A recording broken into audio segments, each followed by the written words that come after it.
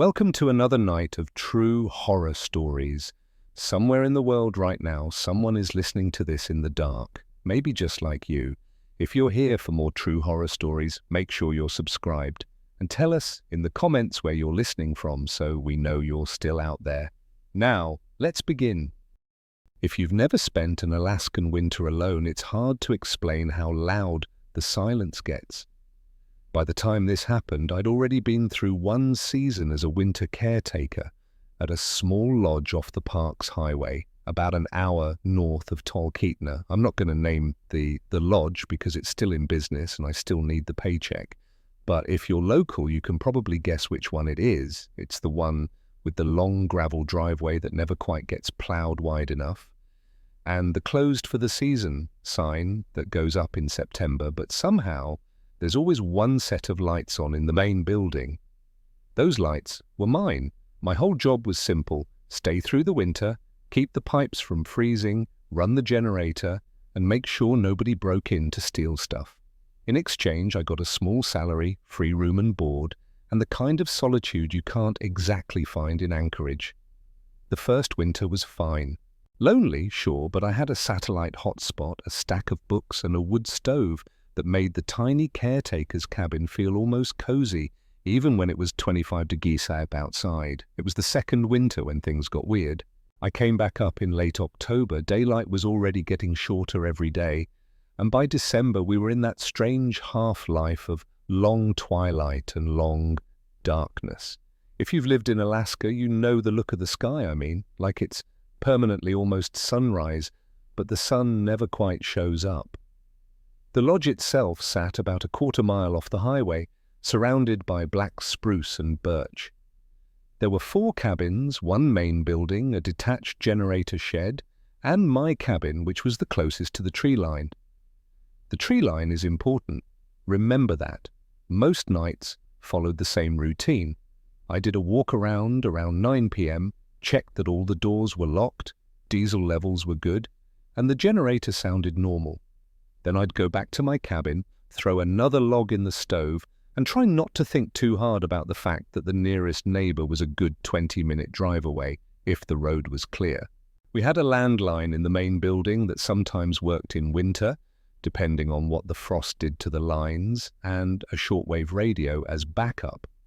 I also had my own satellite phone in the cabin, but the cheap plan only covered emergencies. There's no quick 911 and help is here in 5 minutes out there. If something goes wrong, it's you and whatever's in arm's reach. That's what I kept thinking about the night I first heard the knocking. It was mid-January, temperatures had been dropping for days, and we were in one of those cold snaps where everything feels brittle. The weather report I pulled up earlier that night had said 32 degrees. Feels like 45 degrees with wind chill. Point being, nobody should have been out walking around. I went to bed around midnight, wearing thermal underwear, wool socks, and a hoodie, because even with the stove going, the cabin never got truly warm. I remember checking the clock when I closed my eyes, 12:08 a.m. At 3:17 a.m., something knocked on my cabin door. I know the time because I looked at the digital alarm clock next to my bed and cursed it for waking me up. At first, I thought it was a dream, just some fragment of noise my half-asleep brain was amplifying. And it came again. 3 knocks. Not a frantic pounding, not a gentle tap, just 3 firm, measured knocks. I froze in that weird half-sitting position, listening. The only sounds were the soft tick of the stove metal, cooling, and my own breathing. No wind, no generator hum. We shut it off overnight most days to save fuel. No trees creaking. Then, again, 3 knocks. Same rhythm, same spot, right at the door. I told myself it was probably a branch. Maybe the cold had made a tree crack and lean. Looking back, I should have just stayed in bed. But if you've ever done winter caretaking, you know the rule. You check things, or you regret it later. I grabbed the flashlight I kept on the crate I used for a nightstand and swung my legs out of bed. The floor was freezing, even through my socks. I pulled on my boots but didn't bother lacing them, shrugged into my coat, and walked the 4 steps to the door. "Hello," I called because I didn't want to just fling it open like an idiot. Nothing. I unlatched the deadbolt, cracked the door an inch, and immediately felt the cold punch through the gap like a living thing. I pointed the flashlight beam out into the dark. Snow, trees, my own breath steaming in the glare. No footprints on the small porch. The powdery layer of snow that had drifted up against the bottom step was undisturbed. I stepped out a bit more, shining the beam around. The path from my cabin to the main building was visible as 2 shallow troughs in the snow, but nothing looked fresh. No tracks, no recently disturbed snow, no sign of any animal or person. I told myself maybe I'd imagined it, slammed the door, locked it, and went back to bed. Sleep did not come easily after that. The next night, at 3:17 a.m. exactly, the knocking came again. I know you're thinking, are you sure about the exact time? Yes. I woke up, annoyed, looked at the clock, and watched it flip from 3:16 to 3:17 right before the first knock. 3 knocks, same measured rhythm. This time I didn't jump up right away. I lay there listening, my heart pounding. "Hello?" I called out again, my voice cracking a little. Silence. I forced myself to get up. Same routine, flashlight, boots, coat. This time I didn't open the door right away. I pressed my ear against it. Nothing, no crunch of snow, no breathing, no scraping, just the heavy, pressing silence you get when it's so cold, the air itself feels thick. I swung the door open in one quick motion and shined the light everywhere. Porch, path, trees, nothing. But something was different this time. Right at the edge of the trees where the darkness thickened, my light caught what looked like an impression, not footprints exactly. More like the snow in a wide, human-shaped oval had been pressed down and then smoothed over. Like something had been standing there for a long time, then suddenly wasn't. I swallowed, told myself I was being dramatic, and slammed the door again. That day, I made a point of checking every inch around the cabin in daylight. Nothing but my own boot prints and the occasional rabbit track. No sign of anyone messing with me. No prank, no hunters, nothing. I told myself it had to be thermal expansion cracks, the cabin shifting, the wind hitting it just right. Anything but something knocking at exactly the same time, 2 nights in a row. On the 3rd night, I didn't even try to go to bed before 2:30. I stayed up in my chair by the stove, pretending to read but really just watching the clock. At 3:16 a.m. I stood up and walked quietly to the door. I didn't turn on any lights. The cabin was dark except for the faint orange from the stove window. Outside, through the small window in the door, I could see nothing but my own faint reflection. The clock on the wall ticked, my breath loud in my ears. 3:17. 3 knocks, right under my hand. I jumped back so hard I nearly tripped over the boots by the mat. My heart was in my throat. This time, there was something else, a sound like someone exhaling on the other side of the door. Not quite a sigh. More like the end of a long, slow breath they'd been holding.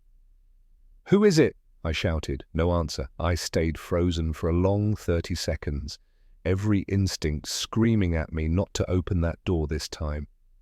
I don't know how to explain it, but the feeling had shifted. The first night was puzzling. The second night was weird. This night felt targeted. It felt like whatever was out there now knew I was listening.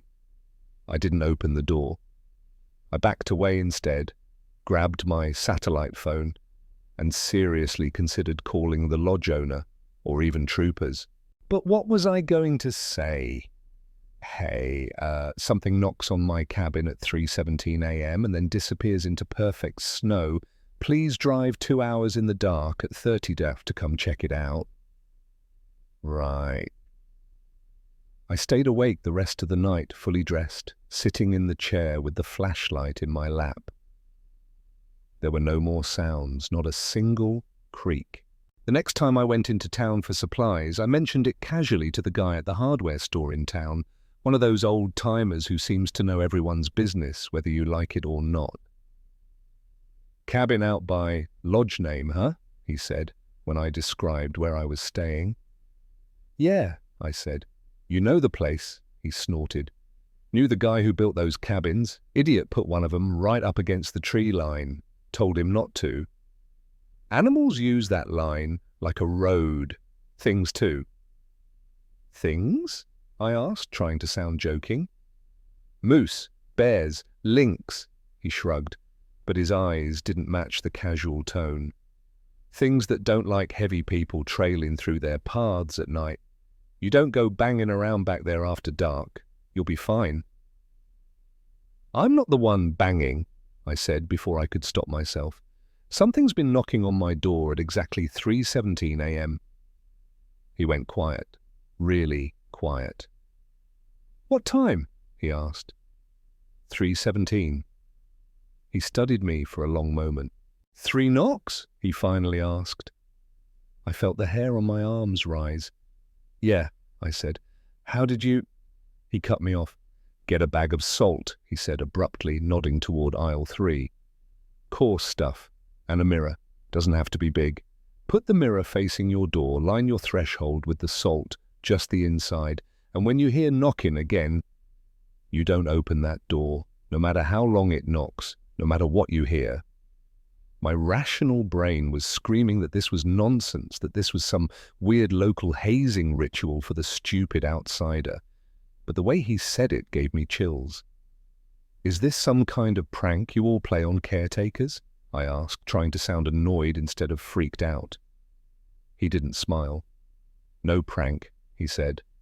"Just don't open your door in the dead of night to something that doesn't leave footprints when it should. People used to know that without being told." I bought the salt.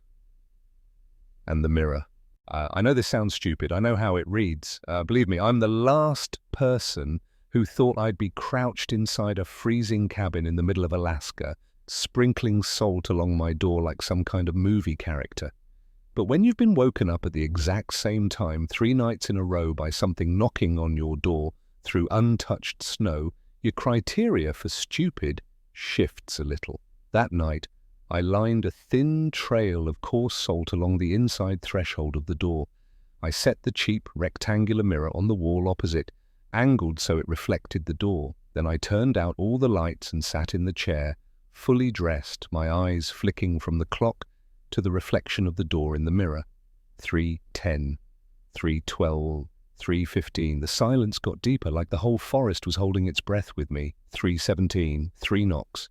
This time they were harder. My teeth rattled a little in my skull. In the mirror, I watched the door jump with each hit. There was no way that was just thermal cracking or wind. I didn't move. For the first time, after the 3 knocks, something else happened. A voice, right outside the door, muffled by wood and insulation, but clear enough. "Hey, it's freezing out here. Open up, man." It sounded like a guy in his 20s or 30s, casual, a little annoyed. Honestly, it sounded exactly like how I suspected I'd sound if I was some hunter who'd gotten turned around in the dark and found the only lit cabin for miles. Every part of me wanted to open the door. That's the worst part. Because what if it was just a lost person? What if I was leaving someone to freeze to death inches away from safety? "Please," the voice said, a little sharper now. "I can see your light. Just open the door." I looked at the mirror instead of the door. The reflection showed the plain wood, the small window at the top. Nothing else. No shadow, no shape, no dark outline crossing the glass. If anyone from around there is reading this, you might know the exact kind of wrong feeling I'm going to try to describe now. It was like the cabin was a bubble, and whatever was outside was pushing against it, not just physically but in my head, like it was trying on different tones, different words, seeing what would make me move. The voice changed slightly. "Come on, man, I'm hurt. I just need to get warm. Just for a minute." No banging now, just the voice. Reasonable, human, almost friendly. I stayed in the chair, hands gripping the armrest so hard my fingers hurt. After what felt like hours but was probably 5 minutes, the voice stopped. 3 softer knocks, like a polite goodbye. Then nothing. The clock clicked over to 3:25. I sat there until dawn, watching the mirror, my muscles cramping, my throat dry. I didn't sleep at all. When there was finally enough grey light leaking around the curtains to call it morning, I got up, grabbed the flashlight, and very, very carefully opened the door. The salt line across the threshold was undisturbed. Outside on the porch, the snow was smooth. No footprints, no scuffle marks, no melted patches. Nothing. I stepped onto the top step and looked around. That's when I saw them. At the edge of the tree line, forming a loose half-circle facing my cabin, were 6 depressions in the snow, about the size and spacing of human footprints, except there were no heel or toe marks, just smooth, oval dents, as if someone had been standing there but was blurred, and there were 6, not 1. They were only a few inches deep, but the snow around them had a faint, greyish tint, as if it had been dusted with ash. I went back inside, shut the door, and seriously thought about quitting on the spot. I didn't. Money, stubbornness, and the logistics of leaving in deep winter kept me there until March. But the knocking never came again. Just that one night with the salt and the mirror. Sometimes I think I passed some kind of test. Sometimes I think whatever it was realized I wasn't worth the effort. And sometimes on those nights when the wind dies down in Anchorage and that same deep silence settles in for a few seconds, I swear I can hear 3 faint knocks in my memory, perfectly spaced at 3:17 a.m. If you're ever winter caretaking up here and something knocks on your door without leaving footprints, do yourself a favor. Don't open it.